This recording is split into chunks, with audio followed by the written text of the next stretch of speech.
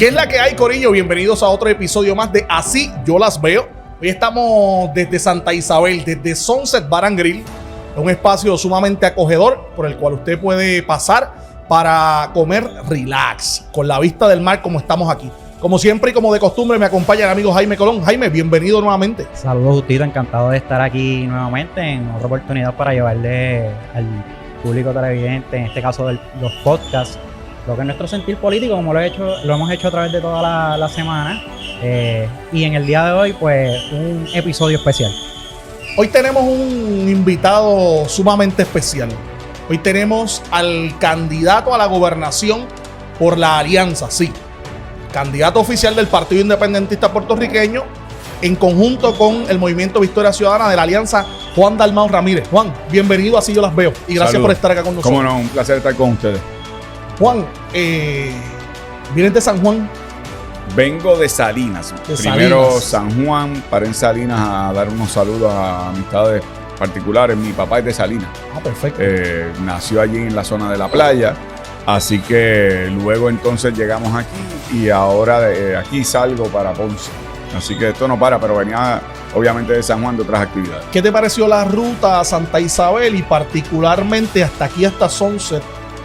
Mucho pasquín político. ¿Qué te pareció todo eso? Sí, bueno, mucho activismo, es natural. Estamos a 50 y tantos días de las elecciones. Ahora me llama la atención algo. ¿Qué? Mucho pasquín político con fotos grandes, pero como que las insignias de los partidos están Bien inexistentes. pequeñitas. Esa es la moda. Esa es la moda. Esa es la moda. ¿Eso es algo que se refleja a través de todos los pueblos o es algo particular de la región? Se refleja a través de todos los pueblos. Yo he tenido actividades por, ¿verdad?, las obligaciones de ir a foros. Me llamó la atención originalmente en la zona de Humacao. Fui para el Conquistador, a Fajardo, a unos foros. Tomé por la zona de Humacao. Me pareció igual. Cuando entonces tuve otra actividad por la zona de los hoteles en Río Grande, igualmente. Y yo creo que es que eso demuestra, cuando tú ves las tendencias estadísticas electorales, de que cada vez son menos las personas que votan íntegro por una colectividad y sin embargo están buscando candidatos o candidatas de acuerdo a quiénes son las personas, quiénes son los candidatos o candidatas que se están ofreciendo y las ideas que proponen. O sea que Santa Isabel te confirma esa idea de que se está moviendo los candidatos políticos a buscar más el voto mixto y voto por candidatura que el voto íntegro. Con ese asunto de los rótulos. Bueno, por lo menos por los rótulos y las estadísticas electorales de los últimos años, siempre van a haber votos íntegros. Los partidos políticos son instituciones que agrupan personas que comparten unas ideas comunes. Pero yo creo que la gente ha ido buscando más quienes pueden representarle de acuerdo a sus aspiraciones, sus ideas, sus propuestas, lo que fuera. Y esa ha sido mi experiencia en las pasadas elecciones. Para darles el dato estadístico, yo obtuve 175,000 votos para redondear, de los cuales 109,000 votos fueron votos por candidaturas o mixtos. Así que fui el candidato que más obtuvo en todo Puerto Rico y eso demuestra que ha habido una ruptura con... Eso es un tema que nosotros hemos tocado mucho porque yo soy partidario de lo que es la democracia sin partidos, que básicamente busca conocer más a los candidatos más que a los partidos. So que yo creo que por esa línea también va esto. Justito no está muy de acuerdo con eso. No, más que todo por el sistema político que nos rige actualmente. La estructura actual. Pero comprendo de nuevo, es que si uno vota por candidaturas no debe haber una oposición a que existan partidos políticos porque yo me siento representado por el partido al que yo pertenezco. Pero lo importante es que no haya obstáculos, cortapisas a la idea de que tú tengas la máxima expresión electoral. Claro. El peligro es lo que ocurrió en el 2011 cuando Luis Fortuño es candidato y enmienda la ley electoral para que no haya coaligación que existía hacía cerca de 100 años en Puerto Rico. La idea de que partidos políticos podían llegar entendidos para que un candidato le representara a una candidata en sus respectivas, ¿verdad?, columnas. O lo que ocurrió ahora para estas elecciones donde el Partido Nuevo Progresista y con el apoyo de algunas personas del Partido Popular fueron al tribunal para sacar de la papeleta personas del Movimiento Victoria Ciudadana. Si creemos que la voz final debe estar en manos de los electores, no debemos recurrir a los tribunales para buscar la manera que el elector no tenga esa última palabra. Eso es lo que yo pienso. Súper. Para no alejarnos mucho de lo que es la región sur, nos mencionas que tu papá es de Salinas. Salinas. So que de cierta forma ha estado ligado a lo que es Santa Isabel y el área sur. Santa Isabel se conoce por ser la tierra de campeones, capital de la agricultura. Me imagino que cuando venías de camino notaste en los molinos, Sí. pioneros en lo que es el tema energético, de energía renovable. Cuna de Carlos Correa, Luis Valentín, que es este joven científico que recientemente descubrió un microorganismo que lo bautizó con el nombre de una diosa taína. A pesar de todas estas cosas positivas que te estoy mencionando de Santa Isabel, hasta cierto punto a veces nos sentimos rezagados, más que todo de parte del gobierno central. Te puedo mencionar como ejemplo la situación que tuvimos recientemente en junio con el transformador de Luma, que mientras el gobierno central y los directivos de Luma hacían un circo mediático en cómo iba a ser la transportación del transformador a Santa Isabel, los santaisabelinos estábamos sin el servicio de luz y sin el servicio de agua, porque requerimos del servicio de luz para que nos llegue el agua a nuestros hogares, particularmente aquí en Santa Isabel. Juan Dalmau, siendo gobernador, ¿cómo hubiese atacado esta emergencia, esta situación que surgió en Santa Isabel? Me hacen una pregunta complicada porque siendo gobernador no hubiésemos llegado al colapso del sistema energético de lo que ya ocurrió.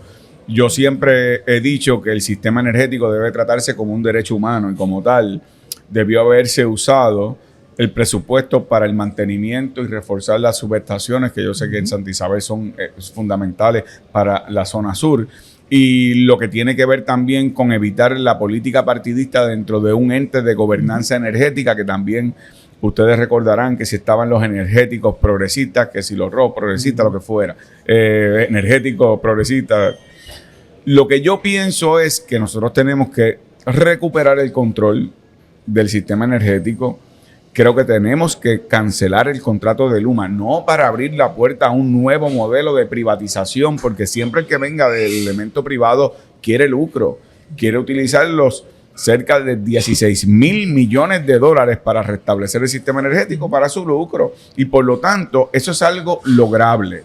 Se ha dicho, no se puede, todo contrato se puede cancelar. Y en el caso del de Luma, precisamente, siendo un contrato suplementario, es decir, no es un contrato final, quiere decir que podemos eliminarlo de acuerdo a las propias cláusulas. Las cláusulas dicen que si tú lo eliminas por capricho, es decir, que Luma esté cumpliendo a cabalidad, ahí tienes penalidades, pero Luma no está cumpliendo. Un contrato, tú me vas a dar un servicio, yo te pago por ese servicio y tú no me lo das, pues el contrato se cancela y yo no tengo penalidad, tú no me cumpliste.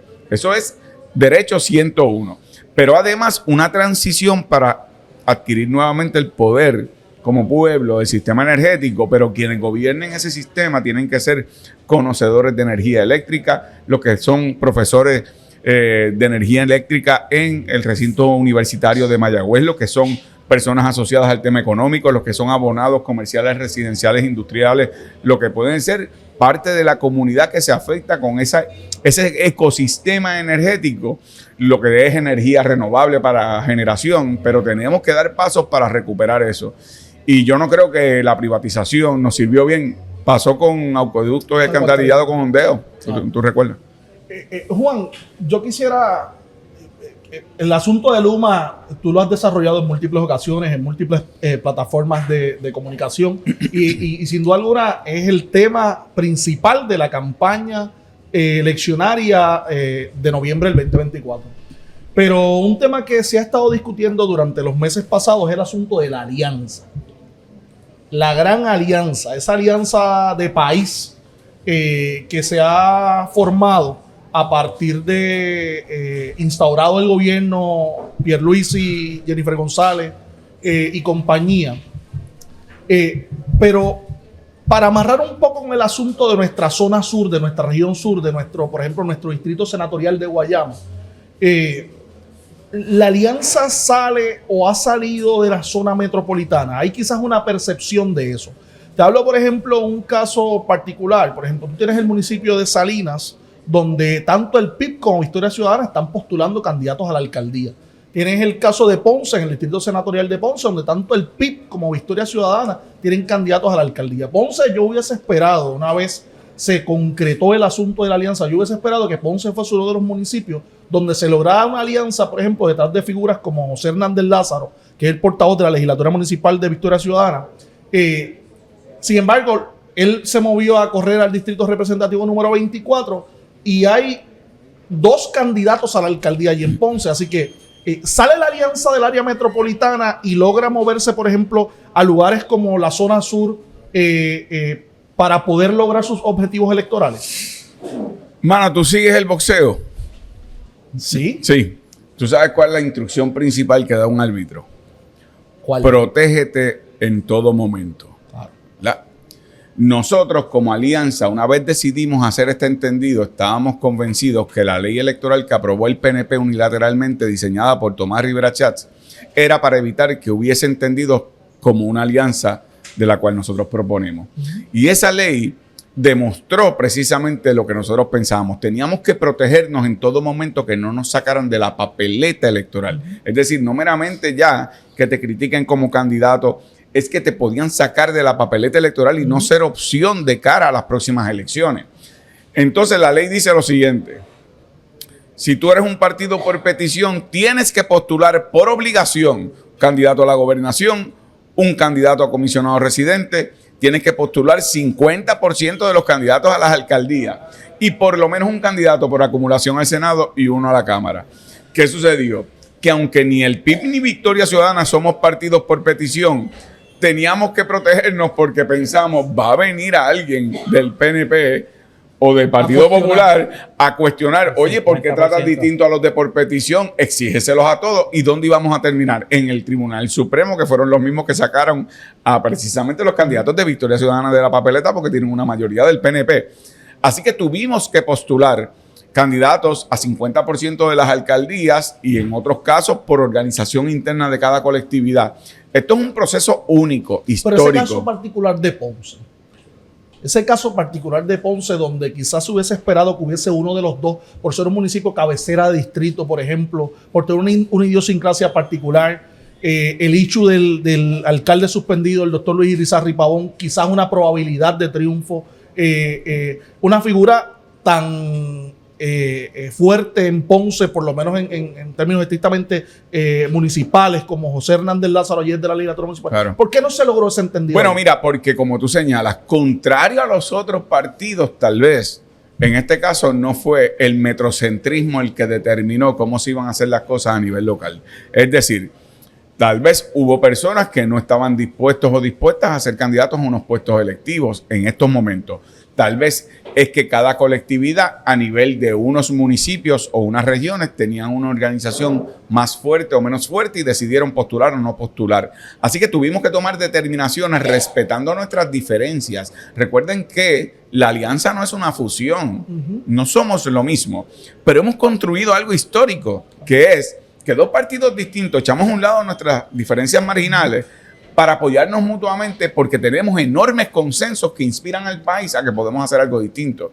Y eso significa también, tú tienes razón en que el reto ahora es explicarle a las personas cómo votar por candidatura, cómo votar en los distritos senatoriales por uno y uno porque tienen derecho a 2 senadores por distrito, cómo votar donde hay un candidato legislativo a la Cámara, en un precinto, en otro, en un distrito, en otros no.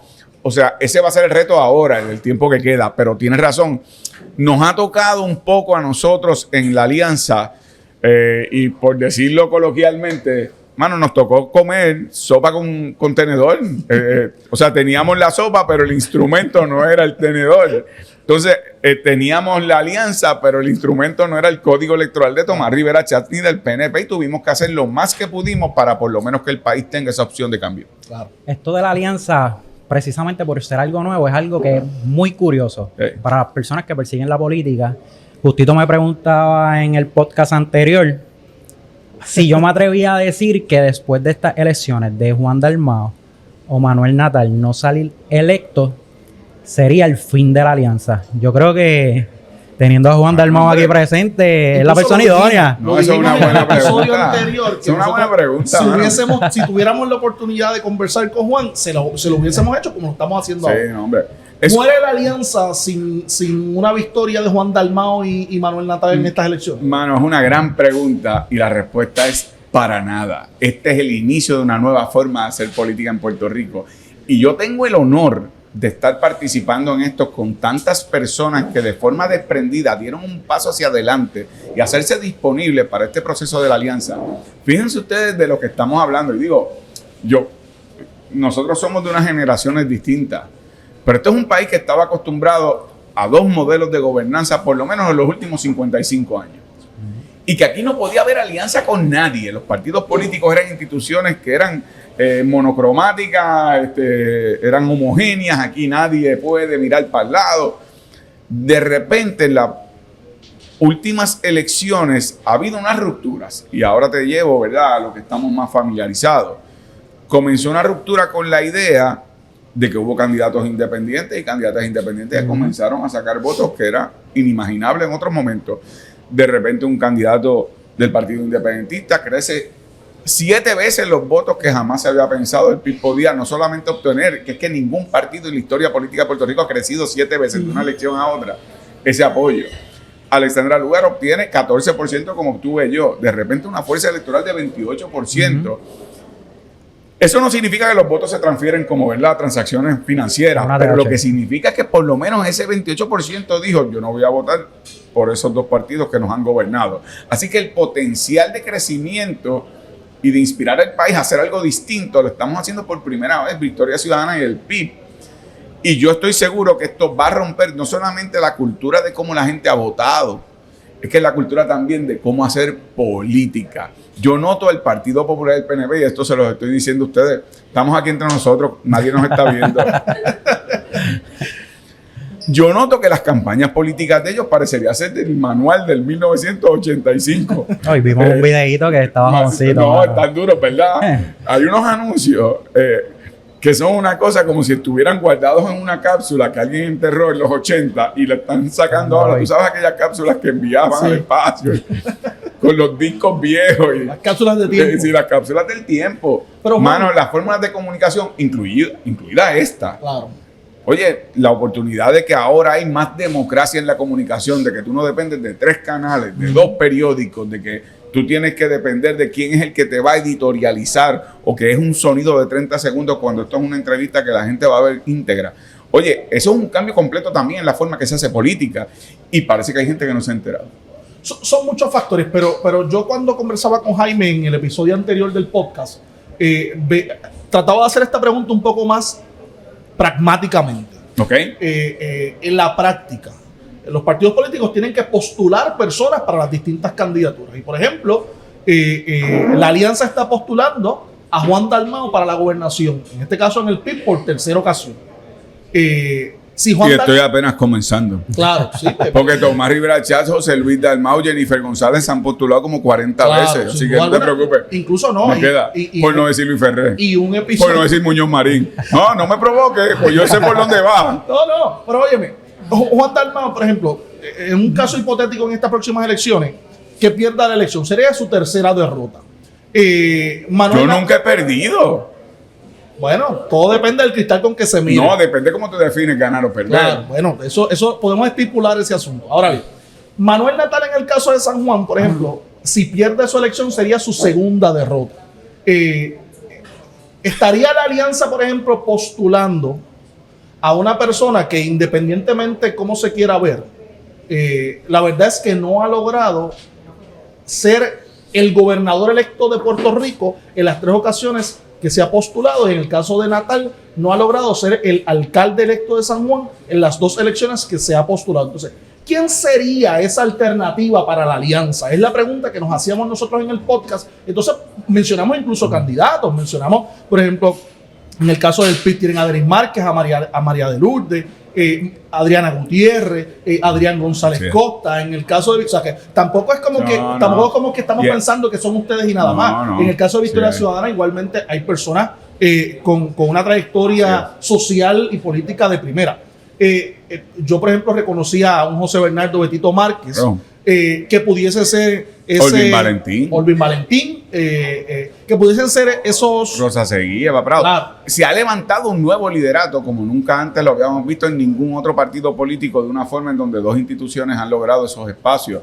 Y yo creo que antes se pensaba, y tú tienes razón, que tenían que ser una figura como un caudillismo único o tenían que ser una o dos personas. En estos momentos, como tú has señalado en términos de lo que, ¿verdad?, ha sido la lista que y podemos mencionar mucho más. Aquí está Víctor Alvarado, que me está acompañando, Reina de aquí de Santa Isabel y otras personas. Son gente que se han ido sumando, que antes pasaban desapercibidos. A tu pregunta puntual, ¿qué va a pasar después de las elecciones? ¿Hay cabida para el Partido Popular Democrático en esa alianza? ¿Hay cabida para los populares en esa alianza? Hombre, por supuesto, es que los hay. Tú piensas populares que se identifiquen con el Partido Popular. Bueno, yo saqué 14% de los votos. Eso no son 14% independentistas, hermano. Igualmente el Lúgaro sacó 14%, no son 14% meramente de Victoria Ciudadana o independentistas, porque ya se identificaba como independentista. Y yo creo que ese es el cambio que todavía es difícil, particularmente para los que somos, y me incluyo, fiebrus de política, porque lo hemos estudiado mucho, pero lo hemos estudiado de pasado, no estamos acostumbrados a construirlo. Yo he dicho, por ejemplo, en mi gobierno, en mi gabinete, para ser parte de mi gabinete no tienes que ser miembro del Partido Independentista Puertorriqueño. Eso no puede ser el criterio, porque yo sería un pretencioso al creer que si alguien es del Partido Popular, o alguien es no afiliado, o alguien es del PNP, o fue del PNP, o es estadista, oye, que no puede aportar al desarrollo de Puerto Rico, siempre y cuando tenga conocimiento, mérito, experiencia, probidad moral, lo que tiene que ver con el respeto de sus pares, que venga a servir, no a servirse, que tenga una visión compatible al proyecto, ¿verdad?, de Patria Nueva y los consensos que hemos alcanzado de visión de desarrollo económico, social, etcétera. Pero oye, tiene que ser un gobierno abierto, porque si a mí me eligen, aunque no vote por mí el 100% de los puertorriqueños y las puertorriqueñas, a mí me toca gobernar por el 100%. ¿Qué político electo hoy o político electo anteriormente y que no está hoy en ninguna alcaldía, en la Cámara, en el Senado, en la Gobernación, en la comisaría residente en Washington, Juan Dalmau, fuera del PIB y Victoria Ciudadana, Juan Dalmau escogería para que lo acompañara, y en qué puesto lo pondría? Mira, si yo contesto esa pregunta, estoy derrotando mi argumento principal. Porque pero una persona que cumple con todos los estándares que usted estableció. Sí, lo que pasa es que yo tendría que también consultar, como te dije, uno de los criterios es el respeto de sus pares. Por ejemplo, si yo voy a nombrar a alguien en Hacienda, yo tengo que consultar la Asociación de Economistas de Puerto Rico, el Colegio de CPA, yo tengo que las academias, es decir, las universidades, ver qué sugerencias dan de personas que por su ejecución, experiencia, integridad, me sugieren, y entonces yo puedo considerarlo. Si yo menciono un nombre, tú sabes lo que va a pasar. Primero, que se convierte ahora, de este momento en adelante, en un objetivo para destruir a esa persona, y ni siquiera ganar la elección, pero tú sabes. Y segundo, que creo que derrota ese argumento. Aníbal Acevedo y Zoela Boy tendrían espacio en un gobierno de Juan Dalmau. Derrotaría el argumento que te he utilizado, pero digo esto igualmente.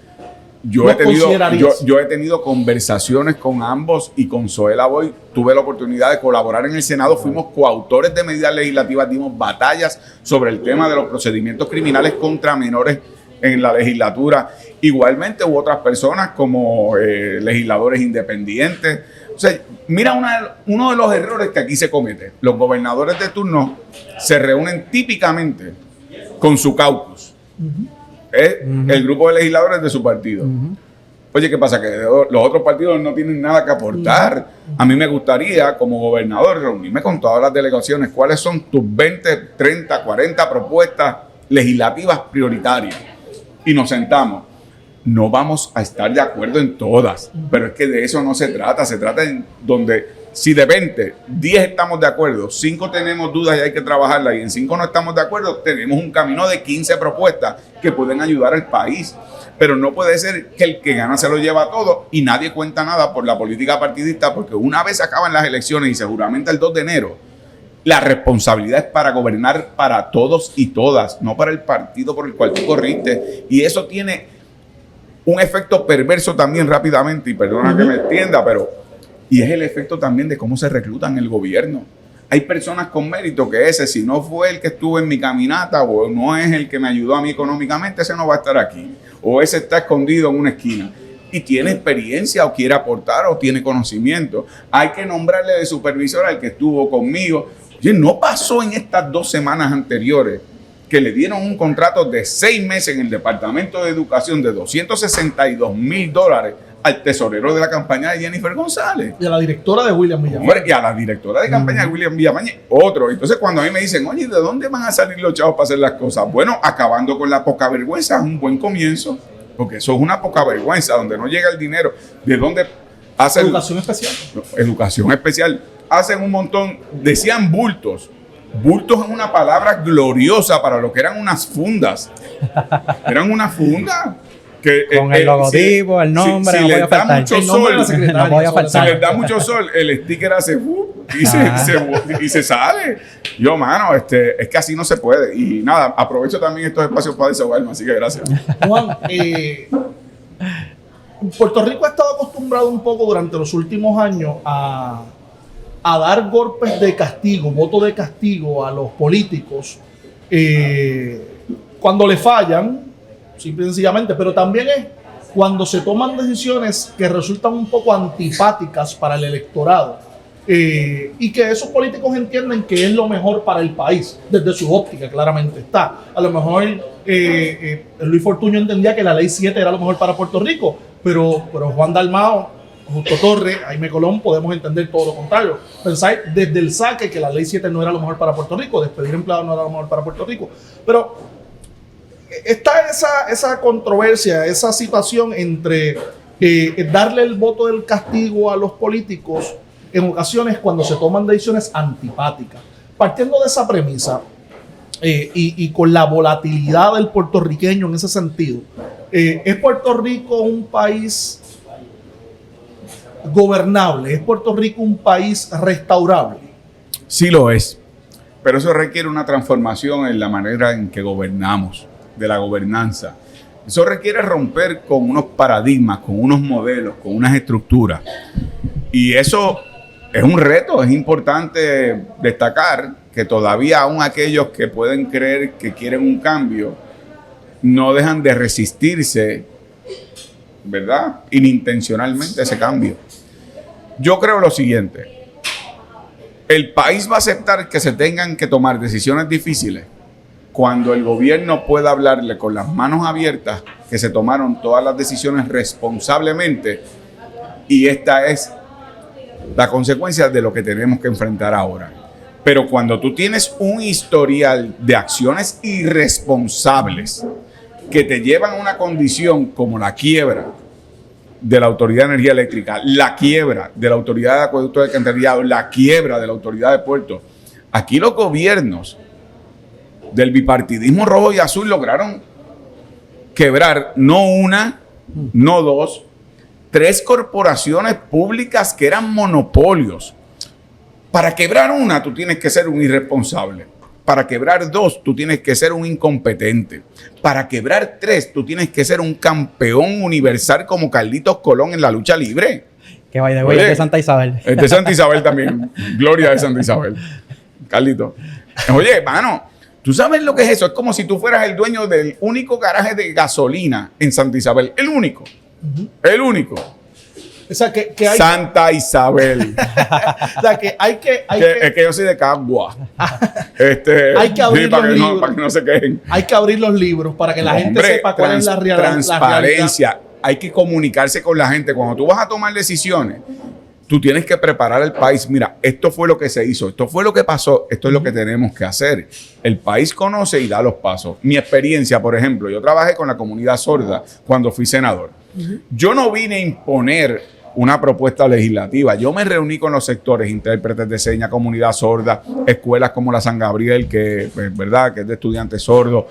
Una vez nos reunimos, construimos hacia dónde queríamos ir, cuáles eran, según ellos, que eran los que estaban sufriendo los retos de una comunidad sorda invisibilizada, cuáles eran los retos, qué teníamos que hacer. Y nos fuimos dirigiendo, yo como un instrumento, siendo senador, cuál es la legislación que podemos aprobar, y fuimos creando una opinión y se aprobaron legislación, siendo yo un voto en Senado y Cámara. Caramba, legislación para acceso a la justicia de personas sordas, para lo que es el lenguaje de señas en las escuelas, aún con las limitaciones administrativas ¿verdad?, del Departamento de Educación. Pero se puede lograr, pero tú tienes que tener un diseño de que es que yo no vengo aquí a la fuerza a imponerte, porque es que ahora yo te lo digo. Porque eso fue precisamente lo que nos ha llevado a las consecuencias que estamos sufriendo ahora. Por esa misma línea, Dalmau, tú bien lo mencionabas al principio del podcast, llevamos 55 años de bipartidismo. ¿Existe algún miedo en el ser de Juan Dalmau? No como planteaba Justito en la toma de decisiones, pero quizás en que cuando llegue tu momento de ejecutar, no te sea posible por las razones que sean. El gobierno compartido, you name it, cualquier otro tipo de razón. Mano, yo miedo no tengo, pero estoy convencido que va a haber resistencia. Por lo mismo que hablábamos ahorita, ¿verdad? La idea de que aún aquellos que hablan de cambio, a veces hay inintencionalmente, ¿verdad?, resistencia. Porque este es un país que no está acostumbrado en tiempos recientes, antes sí, a que el servicio público sea por mérito, no por amiguismo, por partidos políticos. Cuando mi abuelo fue empleado público, mi mamá fue empleada pública, eso era un honor. Eso era el ejemplo de la comunidad y del país, el orgullo de ser un empleado público. Después eso se transformó en lo que es ahora, no quiero generalizar en muchos empleados públicos buenísimos, pero se transformó en lo que es, ¿verdad?, el amiguismo, la política partidista, la burocracia. Hay que devolverle la dignidad al servicio público y yo sé que va a haber resistencia para aquellos que están conectados por otras razones, pero hay que inspirarlos a que se pueda hacer más, se pueda hacer mejor y que incluso no sientan la presión de que si tú no eres de tal o cual partido, tú no vas a tener tal o cual posición. Va a depender de tu ejecución, de tus méritos.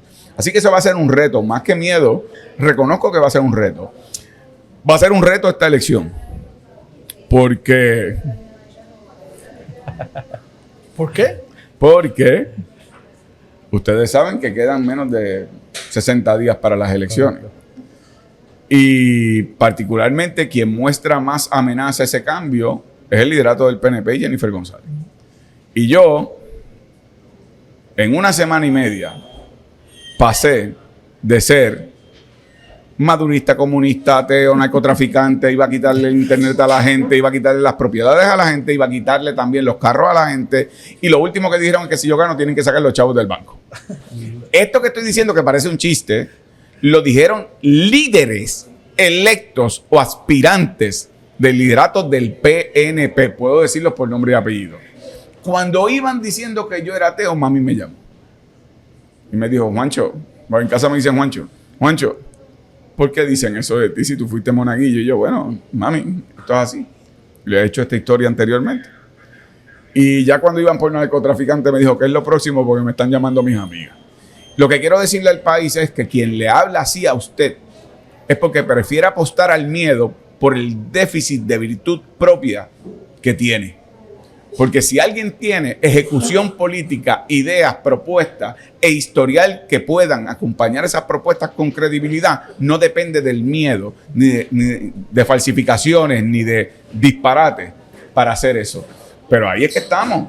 Y por lo tanto, cuando tú me hablas o de miedo y eso, no tengo ningún miedo. Por ahí viene. Y lo que queda de campaña, que tú me decías, ¿qué es lo que viene? Lo que viene es una campaña sucia, particularmente de Jennifer González, que es una persona que es capaz de cualquier cosa, lo mismo que traicionó al país cuando votaron a los más de 30,000 empleados públicos, por lo mismo que endeudó junto a Fortuño por 4,000 millones de dólares la Autoridad de Energía Eléctrica y el gobierno, por lo mismo que traicionó a Ricardo Rosselló o a Pierluisi, por lo mismo que ahora dijo en las primarias que cancelaba el contrato de Luma y después que no.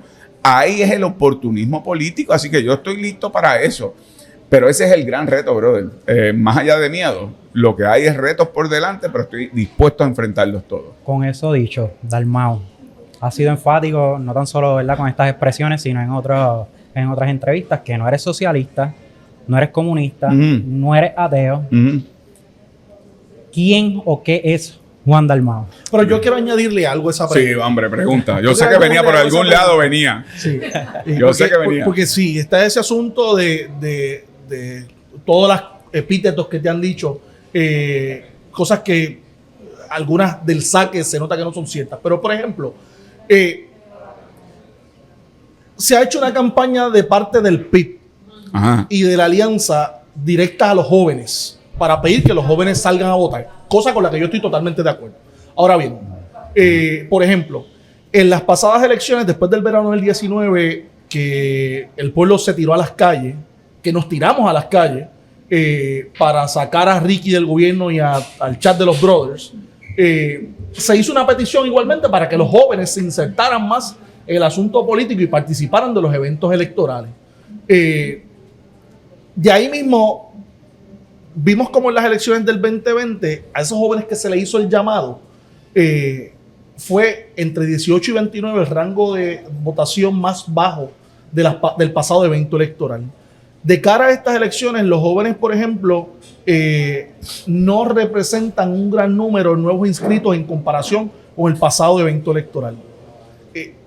Yo quiero que se hable, sí, y eso me parece magnífico, de que se diga quién es Juan Dalmau más allá de todas esas cosas que se dicen, pero que Juan Dalmau también le hable a esos viejos, a esas personas 50 plus, 60 plus, que probablemente, si los jóvenes no salen a votar, que esperemos que sí lo hagan, son los que probablemente decidan una elección. Mira, ambas preguntas son muy pertinentes. Voy a empezar por la tuya. El proyecto de Patria Nueva no tiene generación en términos de que esto no es ni para jóvenes, ni para menos jóvenes, ni para adultos, ni para adultos mayores. Esto es un proyecto de país para todos y todas, no importa la edad, que va desde los niveles de asegurarnos que el sistema de salud responda a los cuidados prenatales hasta aquellos que se encuentran en sus últimos momentos de cuidados de salud. Al mismo tiempo, acceso a vivienda que afecta a jóvenes como adultos mayores, que lo mismo afecta a la falta de desarrollo económico a los jóvenes que no encuentran empleo, como a los adultos mayores que no tienen acceso a sus pensiones. Y la propuesta de la ley que se aprobó en Cámara y Senado y que el Pierluisi derogó, o por lo menos vetó, mejor dicho, que es la de asegurarnos de lo que es el poder adquisitivo de los pensionados en Puerto Rico. O sea, aquí no se trata de una sola generación, es natural. Y tú, ¿verdad?, que estás más activo en política. Es natural que cuando se acerca un proceso electoral se enfocan en unas áreas. Yo he sido consistente. El 21 de septiembre es la fecha límite para que se inscriban para votar. Obviamente, eso va a los más jóvenes porque de 150,000 jóvenes que son derecho a primer voto, se han inscrito cerca de 70,000. O sea, estamos cerca del 50%. Que no es un mal número. Y particularmente se ha enfocado en ese número porque obviamente la Comisión Estatal de Elecciones por los últimos 3 años y medio no fueron a las escuelas superiores, a las universidades, aun cuando Victoria Ciudadana y el PIB insistimos. Pero es importante que los adultos sepan que aquel que no haya votado estando inscrito, el que no ha votado en las últimas 2 elecciones, está inactivo y tiene que ir antes del 21 de septiembre, para reactivarse o hacerlo a través del código R, que es una tómbola. Entonces, yo creo como tú, yo creo que el mensaje tiene que estar dirigido a todo el país, porque lo interesante que ocurrió la vez pasada, particularmente con mi experiencia, pero ahora está ocurriendo mucho más visiblemente en las redes. Yo veo jóvenes con sus abuelos y sus padres, incluso jóvenes que no tienen derecho a votar, que le están diciendo a su abuelo, abuelo, ¿por quién tú vas a votar? Abuelo, estás inscrito y enseñan la tarjeta. Yo no puedo votar, pero tú vas a votar. ¿Por quién tú vas a votar? Por el cambio. Hay una dinámica de jóvenes inspirando a otras generaciones. Así que yo creo como tú, hay que hablarle a todas las generaciones. Lo que pasa es que históricamente, por ejemplo, yo llevo en esto también un tiempito.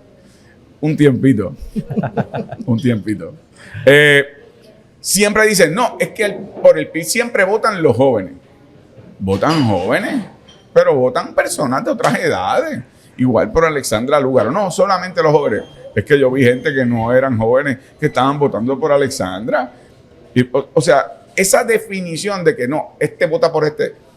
Yo estoy proponiendo un proyecto de país que es para todos y para todas, no importa la generación. Es un proyecto intergeneracional. Y podemos hablar más tarde de propuestas específicas si las quiere saber. Pero yo creo que es importante ese mensaje.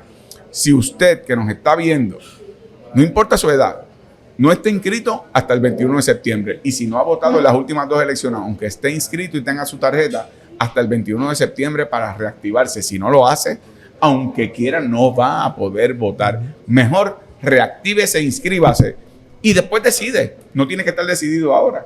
Pero malo es que se decida para el día de las elecciones y no tenga el derecho a votar. A tu pregunta, que era la segunda. ¿Quién es Juan Dalmau? Yo no creo que ni los títulos, ni los diplomas ni los estudios definen a los seres humanos. Los seres humanos somos definidos por el carácter, ¿verdad? Por nuestras vivencias. Y por lo tanto, los títulos y las educaciones y las cosas que son lo que son, bueno, pues esos son instrumentos para uno hacer lo que uno tiene que hacer. Pero yo vengo de una familia de Caguas, mi papá de Salinas, mami de San Juan, aunque San Juan porque nació allá, pero básicamente de Caguas. Y crecimos en una familia en donde mami era empleada pública, Hospital Regional de Caguas. Papi era un pequeño comerciante, una mueblería en el pueblo en Caguas, en la Gautier Benítez. Crecimos 4 hermanos, mi hermano mayor, 2 hermanas menores, yo soy el segundo. Y no tuvimos lujo, pero no nos faltó lo más importante. Entonces, yo vengo de una familia que no es independentista. Nadie es perfecto. Pero, si no te le iba a dejar pasar, porque él hizo, ajá, si te vi, ya ibas a celebrar. No, además, eran de esos. No me hagas. Digo, yo sé por dónde va. O sea, yo le brillaron los ojos. Le voy a traer al hermano. Ten cuidado. Pero, esto es un chiste interno. Pero, pero me enseñaron unos valores. Respeto al trabajo, solidaridad, empatía, lo que uno tiene que tener con el prójimo. Mami llegaba del hospital regional, ayudaba a la gente mayor con sus medicamentos, con sus inyecciones. Y yo pienso que eso me fue llevando políticamente a otras cosas. Y al involucrarme más en los temas políticos, pues obviamente en los sectores estudiantiles, en las universidades. La gente si lee mi resumen piensa, este era un ratón de biblioteca. Para nada, mano. Yo no fui buen estudiante en escuela superior. No era malo, pero era normal. Primer año de universidad igual. Después uno tiene unas vivencias que te transforman. Y entonces como que me fui enfocando. Y al final del camino llegué a donde estoy. Y donde estoy es una transformación inimaginable. Y te lo digo a ti y se lo estoy diciendo porque sé que les gusta la política. Y yo jamás hubiese anticipado que nos tocara vivir este momento. Un momento de transformación. Sí, mano. Es una transformación política, de comportamiento electoral, de conciencia social, de incluso de transformación de los partidos políticos. Ponte a pensar quién hubiese pensado hace 20 años, hace 10 años, que el Partido Independentista Puertorriqueño se colocara en estos momentos como un partido 2016. En alianza con opción de triunfo. Una cosa inimaginable. Con el menos del 3% cuando María de Lourdes fue la candidata. Yo fui candidato. Lo mencionamos. Brother, ¿Quién se iba a imaginar esta situación hoy en día? Yo fui candidato en el 2012. Yo cogí la pela de los pastores. Saqué 2.9% de los votos. Mi primera aspiración política, yo venía de ser comisionado electoral. 2.9% de los votos. Yo a veces miro a mi familia con sospecha. No sé si votaron por mí en ese momento. Lo estoy ¿Quién velando. fue el traicionero? Sí, ¿quién fue? O sea, lo que te quiero decir es que era una realidad política distinta y de repente en un tiempo tan corto se transformó. Yo tengo una teoría sobre por qué se transforma o qué estimula esa transformación, pero se transformó y lo estamos viviendo y eso tiene que ser algo que también debemos abrir los brazos, la conciencia y los ojos de lo que está pasando ante nosotros. Lo que yo no tengo duda es que no hay marcha atrás. Tú preguntabas hace un rato con razón, ¿y qué va a pasar en el futuro? Lo que ustedes habían estado discutiendo. ¿Y qué va a pasar con la alianza? ¿Y qué va a pasar? El que les diga a ustedes qué va a pasar después de las elecciones y que yo sea electo gobernador, veremos a ver. Pero, sí, ay bendito. Pero lo que te quiero decir es que estamos viviendo un momento de transformación tan grande que a veces es como cuando uno está frente a un bosque pero estás pegado a un árbol. Tienes que dar un paso atrás y darte cuenta de cuál es la dimensión de lo que estás mirando y la gigantez de ese bosque. Juan, quizás antes de concluir y tener una dinámica final, hablaste un poco de Patria Nueva y de las propuestas. Estamos en Santa Isabel, distrito representativo número 27 y 30, que comprende Santa Isabel, Juana Díaz y Bonito, Coamo. El 30 comprende Guayama y Arroyo también. El senatorial se extiende desde Santa Isabel, Corozal, se extiende hasta Guayama y Arroyo, se extiende hasta Juana Díaz. Sabemos que Patria Nueva, y tú has planteado que 3 de tus prioridades son el asunto de cancelar el contrato de Luma y Genera, de trabajar con la educación especial y tratar de acabar los pleitos contra los padres que reclaman derechos para los estudiantes de educación especial, el asunto del impuesto mínimo global o las empresas, particularmente manufactureras, y foránea. Pero para nuestra región, ¿qué hay en Patria Nueva?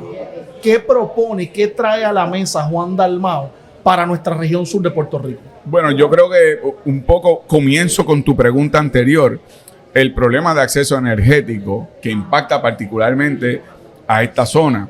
De esta zona fueron las convocatorias más recientes entre Cuamo, Santa Isabel y Bonito, ¿verdad? Que no es la zona sur necesariamente, pero fueron los pueblos más impactados con respecto a los apagones, que tienen un impacto en el comercio, los negocios, particularmente los pequeños y medianos comerciantes, que tienen un alto costo operacional y que no pueden mantener empleados, que no, a su vez las familias se ven impactadas. Así que yo creo que la propuesta de cómo vamos a manejar Luma tiene que tener esa conciencia de una cancelación de un contrato que esté en manos del pueblo de Puerto Rico con gente experta en los manejos energéticos, aparte de la política partidista, y que haya una representación democrática en su gobernanza. 2, el tema de que yo tengo una propuesta de regionalización de polos económicos.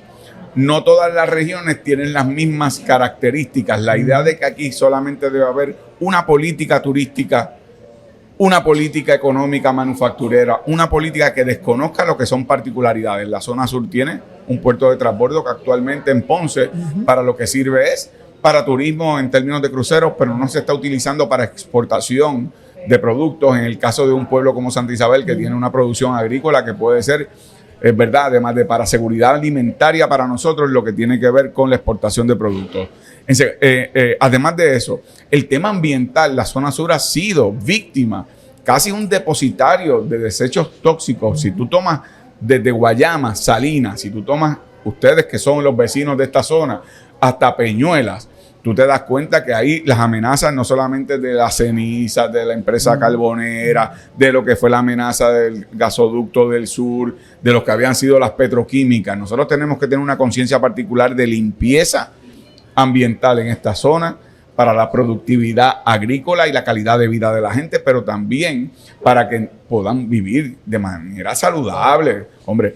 Y creo además que hay que romper con, fue una pregunta tuya en algún momento, con la idea del metrocentrismo. Nosotros tenemos que desarrollar una idea de que la gobernanza se dé de acuerdo a las voces de los distintos polos geográficos en Puerto Rico. Todo se dirige a la zona metropolitana. Allá están los medios de comunicación, allá está la atención del país, pero cuando tú te fijas, eso es un microcosmos y es una burbuja de los que se quedan allá si no bajan a ver lo que somos como archipiélago en todas sus dimensiones. Y yo creo que es importante para esta zona tener esa representación en los momentos en donde se toman decisiones de política pública, porque no le aplica a todo el mundo por igual. Yo no me puedo ir justito sin, ya que tú lo mencionaste, sin hacer mención a lo que es el impuesto mínimo global. Esa idea pretende ser una solución y tener un impacto económico en Puerto Rico a gran escala. Sí es. Pero en mi caso personal, trabajo en una multinacional, Collins Aerospace, aquí en Santa Isabel. Gracias.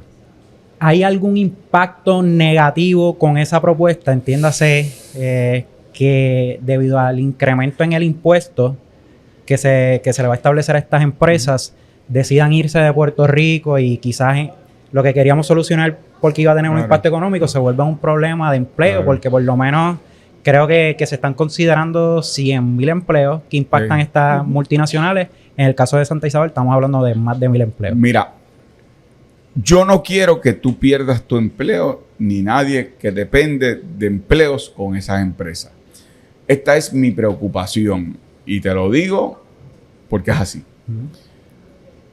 Mírate en el espejo de las 936.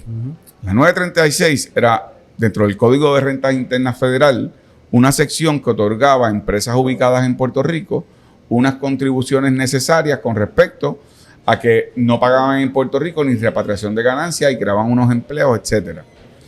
En el 1989 comenzó el desmantelamiento de las 936. Después fue electo Pedro Rosselló. Pedro Rosselló no las eliminó, esa es la verdad, pero no las defendió. Y hubo un cabildeo en Washington efectivo de congresistas que decían, oye, si allá hay empresas que no pagan unas cosas y las pagan en mi estado, se están yendo para allá, mi gente pierde empleo. En esos 10 años no hubo la visión de cómo vamos a ser competitivos para que esas empresas se queden en Puerto Rico. Terminó ocurriendo Pasaron los 10 años, no teníamos un modelo de ser competitivos económicamente y perdimos decenas de miles de empleos como los tuyos. Como yo no quiero que eso pase, ahora nos están avisando que en enero empieza un impuesto global de un 15% a empresas que su matriz, es decir, su empresa principal, está ubicada en otra jurisdicción, en este caso Estados Unidos, muchas de ellas. Si tienen subsidiarias en otros sitios, tienen la obligación de pagar un 15%. La pregunta es, ¿dónde lo van a pagar? Si no lo pagan en Puerto Rico, lo pagarían en Estados Unidos si en Estados Unidos se legisla. Si no se legisla en Estados Unidos y no se legisla en Puerto Rico, lo pagarán en jurisdicciones donde tengan esas mismas empresas en otros países que hayan legislado. Islas Vírgenes, Irlanda, España, pero lo tienen que pagar. Lo que yo digo es lo siguiente para que tu empresa se quede en Puerto Rico. Si le cobramos aquí ese 15% a las empresas como las tuyas, tenemos un ingreso de 2.800 millones de dólares. Entonces yo me siento como gobernador, pero yo pienso que eso hay que hacerlo desde ahora, se debió haber hecho desde antes, son unos irresponsables. Pero vamos, yo me siento y yo digo a tu empresa, ¿qué tú necesitas para abaratar costos? Te tengo que cobrar un 15%, pero tengo parte de este dinero que te lo puedo ofrecer con beneficios no contributivos. Correcto. Adiestramiento de mano de obra, lo que pueden ser subsidios para establecer tecnología de energías renovables, lo que puede ser financiamiento para expansión de infraestructura, almacenamiento, lo que puede ser subsidiarias en otros lugares o polos en Puerto Rico. ¿Qué tú necesitas para mantenerte en Puerto Rico aunque pagues este 15%? Entonces, de repente, si tú le ofreces abaratar sus costos operacionales, dice, estoy pagando un 15%. Si lo pago en Estados Unidos no tengo estos beneficios. Si los pago en otra jurisdicción tengo que cerrar esta planta. Pero mi preocupación es que si no hacemos ese diálogo, y me alegra tu pregunta porque es que aquí ningún otro candidato ha enfatizado sobre este tema. Hace meses lo dije en mi primera conferencia de prensa sobre desarrollo económico, más nadie. Si no hacemos eso desde ahora, ¿qué va a pasar? Va a llegar enero. En enero se activa el 15%. En Puerto Rico se presentó un proyecto en la Cámara y el Senado que atiende parcialmente este tema. Y digo parcialmente porque no del todo, pero por lo menos era un paso. Oye, no se atendió finalmente.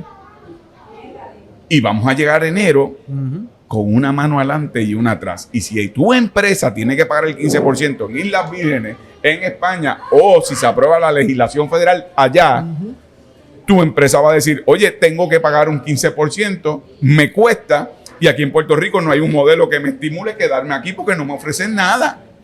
O sea, para hablarlo en arroz y habichuela a los que nos están viendo, tú vas a un restaurante y te cobran $7 un plato de arroz, habichuela y bistec con una botella de agua. Cuando tú llegas al restaurante, el estacionamiento es en tierra, no hay luz, hay 4 personas de dudosa reputación caminando por el parking. Cuando entras al restaurante el piso está sucio, las mesas están chuecas, cuando te traen el bistec es a nivel de suela de botas, de zapatos. Entonces tú pagaste $7, pero realmente te están robando. De repente hay un restaurante que te cobra $13 el bistec con arroz, habichuela y una botella de agua. Pero cuando tú llegas, el parking tiene seguridad, hay luz. De repente tú llegas, el mozo te recibe y te dice qué es lo que usted quiere, cómo le servimos. Cuando tú llegas, la mesa no se mueve.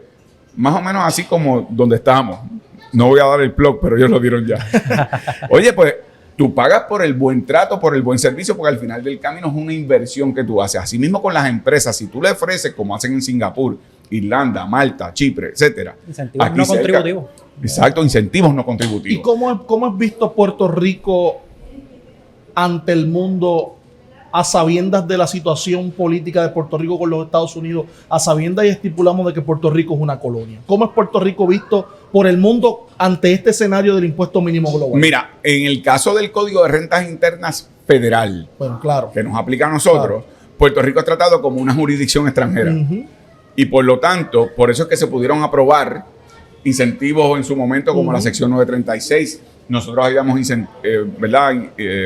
insistido en que la 901, que también era una oportunidad, se usara, no la usaron para la transición a la 936. En estos momentos somos como una jurisdicción extranjera. Pero en el mundo, fuera de Estados Unidos. En el mundo entero a nosotros no nos ven como un jugador en el tablero de ajedrez, ¿verdad? Porque aquí desafortunadamente solamente se ha mirado hacia el norte y la política ha sido buscar beneficios particulares con respecto a nuestra condición territorial, que no nos traten como si fuéramos Estado y que tampoco nos traten como si fuéramos un país separado. Así que se juegan las dos bases.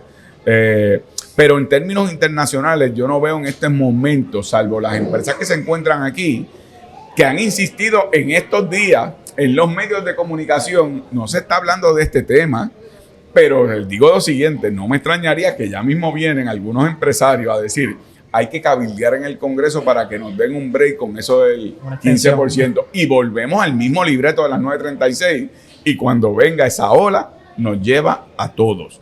Tenemos que ser en esos visionarios y responsables si queremos en Puerto Rico un modelo de hacer negocios, no solamente a nivel local, que hay propuestas, pero a nivel competitivo de inversión extranjera, de empresas que yo quiero que se queden en Puerto Rico, que crean empleo, contra que no dependa de decisiones que están tomando otra gente porque nosotros no participamos de esas negociaciones. Dicho sea de paso, es un 15%. La administración de Joe Biden quería que fuera un 21%. Sí. Se negoció para que bajara. Caramba, pues no es tan penalizante, vamos a aprovechar para poder ser competitivos, pero no veo a nadie, en términos, digo, a nadie no quiero ser tan severo, pero del modelo político electoral. Por eso te agradezco tu pregunta y la tuya cuando traiste también el tema, porque ese es un tema que no tiene que ver con otras distracciones que ustedes saben y que ya hablamos, que va a la médula de qué va a pasar con tu trabajo y con los demás de 100,000 personas que como tú dependen de ese tipo de empresas, que yo quiero no solamente que conserven sus empleos, sino que esas empresas reciban unos beneficios no contributivos que les estimule incluso a crear más empleo, porque es la realidad, lo necesitamos para una economía en contracción económica. Juan, antes de agradecerte que estés con nosotros acá y toda la cosa, un mensaje para la gente de Así Yo Las Veo y de Arroz TV, particularmente el público que nos sigue a nosotros acá en el área sur de Puerto Rico, distrito de Guayama, distrito de Ponce. Bueno, primero, darle las gracias a ustedes por este espacio. Yo de verdad agradezco la oportunidad de dirigirme directamente a las personas de la zona sur. Yo creo que en estas elecciones se nos va la vida. Yo creo que en estas elecciones nos toca asumir un rol distinto a otras elecciones. Hay que romper con la mala costumbre de votar por costumbre. Y esa es una responsabilidad importante porque en los últimos 55 años, como dije, han gobernado 2 partidos políticos. De esos 55 años, el PNP ha gobernado 31 años, cumple 32 años a fin de este año. Y la estadidad no está en ningún lado. El Partido Popular ha gobernado 24 y no está el Estado Libre Asociado tal cual es o cual quieren. Y por lo tanto, lo que les quiero decir es que en estas elecciones lo que está en la papeleta es las aspiraciones, los deseos de nosotros los puertorriqueños y puertorriqueñas, del Puerto Rico que merecemos. No hay nada más. Un voto por mí no es un voto que al otro día yo declaro en ninguna independencia, ni ningún comunismo internacional, ni ninguna de esas tonterías. ¿Cómo vamos a limpiar la casa, a poner la casa en orden? Y nosotros como puertorriqueños y puertorriqueñas hemos demostrado que en los momentos más difíciles nos ayudamos mutuamente. Después de María, en el verano del 19, en los momentos que tuvimos que pararnos sobre nuestros propios pies, tuvimos el honor, la dignidad de ayudarnos nosotros mismos y echar para adelante. Y yo creo que en este momento, que es un momento definitorio para Puerto Rico, tenemos una oportunidad extraordinaria de hacer un cambio político en el país, pero más que todo, como habíamos conversado, ustedes saben lo que es la oportunidad de dejar una huella profunda en una página gloriosa de la historia de Puerto Rico, en donde por primera vez comenzamos a escribir una nueva forma de gobernanza en Puerto Rico. Y eso nos toca a todos y a todas. Y por eso les agradezco esta oportunidad y por eso tengo fe en quienes nos puedan ver, de que den ese paso, tienen una oportunidad de un cambio verdadero, urgente y necesario. Vamos a hacer la patria nueva y el triunfo de la esperanza. Muchas gracias. Gracias, Corillo. Aquí lo tienen. Ese fue Juan Dalmau, candidato a la gobernación de Puerto Rico por la Alianza. Gracias. Partido Independentista Puertorriqueño junto al Movimiento Victoria Ciudadana. Amigos, ¿qué clase de banquete le hemos servido a todos y cada uno de ustedes para que ustedes, como siempre lo hemos hecho desde Stand Fría, sigan orientándose, sigan preparándose física y mentalmente para cuando llegue el momento de la verdad, el 5 de noviembre, usted pueda ejercer ese derecho democrático con sabiduría, ese derecho democrático con entendimiento, ese derecho democrático pensando en el hoy, pero sobre todas las cosas en el mañana, sin olvidar el pasado. Gracias a todos por su sintonía, gracias a todos por seguir apoyando el contenido de nuestro podcast Así Yo Las Veo y de La Rosy TV. Les invitamos como siempre a que se suscriban a nuestro canal, a que le den like a nuestro contenido, comenten y compartan nuestro contenido y será hasta la próxima. Nos veremos pronto. Así Yo Las Veo siempre. Mallet and Go, sí señor.